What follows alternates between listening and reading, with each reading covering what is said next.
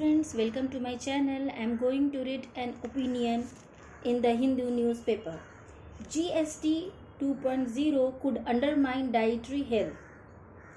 On September 22, India will simplify its GST rates into two main slabs, 5% and 18%, with a special 40% bracket for sinful and ultra luxury goods.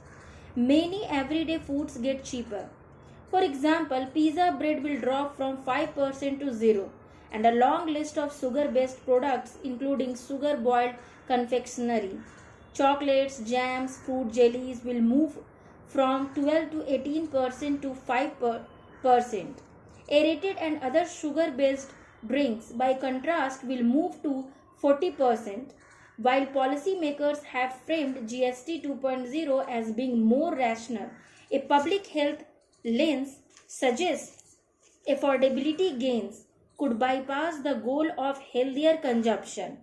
For example, pizza bread can be made of whole wheat flour, refined flour, maida, or sourdough. Sourdough bread should be more affordable because it's healthier. Yet maida will also be more accessible now, even though it's unhealthy. Similarly, slashing GST on confectionery pulls in products that are nutritionally the opposite of what India's non-communicable disease strategy needs. Review food labeling rules. In this context, India's lackluster food regulation apparatus assumes greater significance. Without trustworthy food labeling, blanket affordability gains can tilt demand in favor of unhealthy products. The 40% bracket for aerated and sugar-based beverages is a public health win. Modeling and real-world studies have found similar taxes have reduced consumption in Asia and Africa by 2.5 to 19%, and NUS reformulation, especially when accompanied by labels and advertising restrictions. However, the GST revamp also moves a bevy of sugar-based calorically dense and nutritionally poor foods to the 5% bracket. Price cuts without warning labels expand access but do not help shoppers tell healthy and unhealthy foods apart. India's front of back labeling (FOPL) debate has been stalled since a 2022 draft.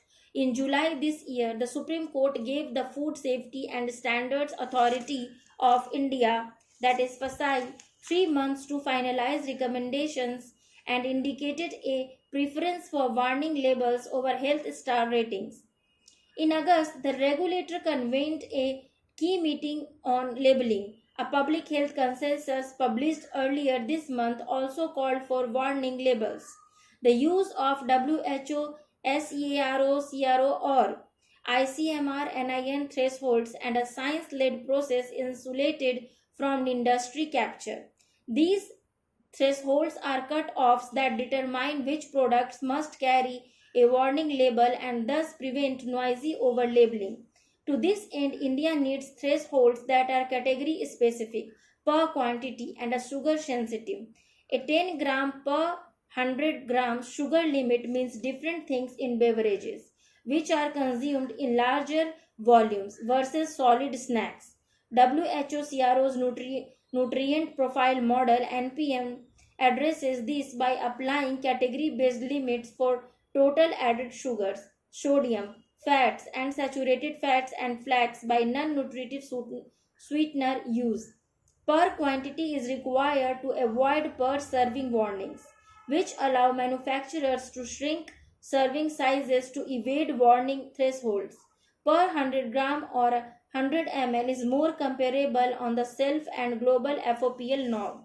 Health and pricing policy. If India adopts a mandatory high-in warning system with robust thresholds, GST can also be differentially applied to compliant and non-compliant products. This way, labels can serve as an enforceable bridge between health policy and pricing policy. Products breaching any high-end threshold, sugar, sodium, or saturated fats, should not enjoy the 5% rate even if they are staples in marketing terms. This could avoid the current mismatch between penalizing sugary beverages while discounting sugary foods. Likewise, if beverages become more expensive but confectionery becomes cheaper, consumers, especially adolescents, may substitute one sugar source for another. A threshold linked structure can close that gap. Role of advertisements. Food advertising also plays a key role in linking tax cuts with changing consumer behavior. Since 2020, FSI rules have banned ads or the sale of high in fat sugar salt foods within 50 m of schools. The 2022 Central Consumer Protection Authority guidelines restrict misleading ads and impose due diligence on endorsers. The ASCI code, updated in July, also applies content rules and disclosure norms across media platforms. Yet, India lacks a comprehensive HFSS advertising regime. In Chile, for example, anything bearing a high in sign cannot be advertised to children on TV or online during specific hours. Evidence shows that child directed as well as time based restrictions are more effective than program based limits. India should move in that direction and make ad restrictions across TV, print, and social media contingent on FOPL status. GST 2.0 would not improve Indians' health by itself. Instead, the country needs mandatory FOPL warnings with the thresholds aligned to the WHO, SEARO, NPM, and SEARO-NIN 2024 norms. Second, the GST treatment should be contingent on FOPL status. High in products should be taxed 18% or more, while compliant products should be taxed 5% or less.